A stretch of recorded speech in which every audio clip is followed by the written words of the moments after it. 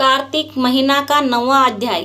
राजा पृथु बोले, हे श्रेष्ठ मुनि नारद जी, आपने कार्तिक मास के व्रत में जो तुलसी की जड़ से भगवान विष्णु का निवास बताकर उस स्थान को मिट्टी का पूजन करना बतलाया है। अतः मैं श्री तुलसी जी के महात्म्य को सुनना चाहता हूँ। तुलसी वहाँ और कैसे उत्पन्न हुई, ये बताने की कृपा करें। नारद जी ने कहा, हे राजन, तुलसी की महत्ता तथा उनके जन्म के बारे में सुनिए। एक समय में देवगुरु बृहस्पति और देवराज इंद्र कैलाश पर्वत पर शंकर जी के दर्शन करने गए तो शंकर जी ने अपने भक्त की परीक्षा ली। उन जटाधारी दिगंबर ने उनके मार्ग में अवरोध डाला।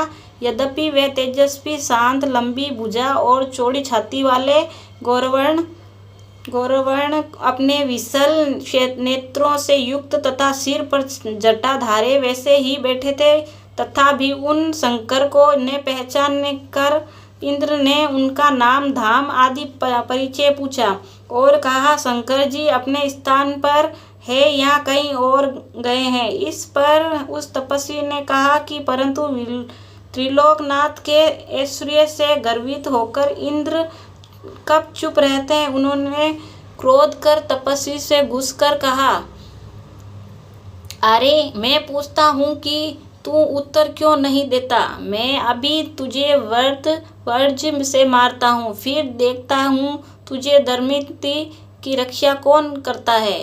क्रोध में इंद्र ने जो ही उस दिगंबर को मारने के लिए हाथ में वज्र लिया, त्यों ही भगवान शंकर ने वज्र सहित इंद्र का हाथ से स्तंभित कर दिया और विकराल नेत्र कर उसे देखा। त्यों ही ऐसा विदित हुआ मानो कि दिगंबर प्रज्वलित हो उठा है और तेज से जला देगा। भुजाओं स्तंभित होने से इंद्र के क्रोध और दुख का अंत न रहा, परंतु जो ही बृहस्पति जी के उस पुरुष को प्रज्वलित देखा, त्यों ही अपनी बुद्धि को उसको शंकर भगवान जानकर प्रणाम किया और दंडवत कर बहुत ही स्तुति भी की। फिर इंद्र ने भी भगवान शंकर से कहा, हे दीनानाथ, हे महादेव, अपना क्रोध रोक कर इंद्र के अपराध को क्षमा कीजिए।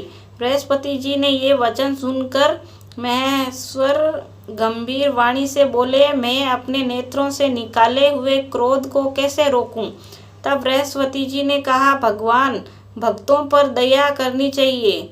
आप अपना भक्त वत्सल नाम सार्थक कीजिए। आप अपने इस तेज को कहीं और स्थापित कीजिए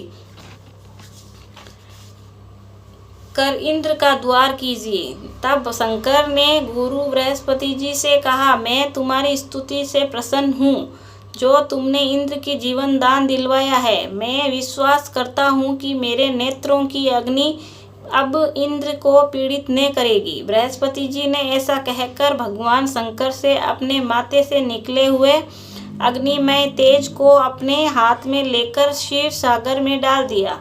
फिर लीलाधारी भगवान अंतर्ध्यान हो गए। इस प्रकार जिनको जानने की इच्छा थी उसे जानकर इंद्र और बृहस्पति जी अपने स्थान को चले गए।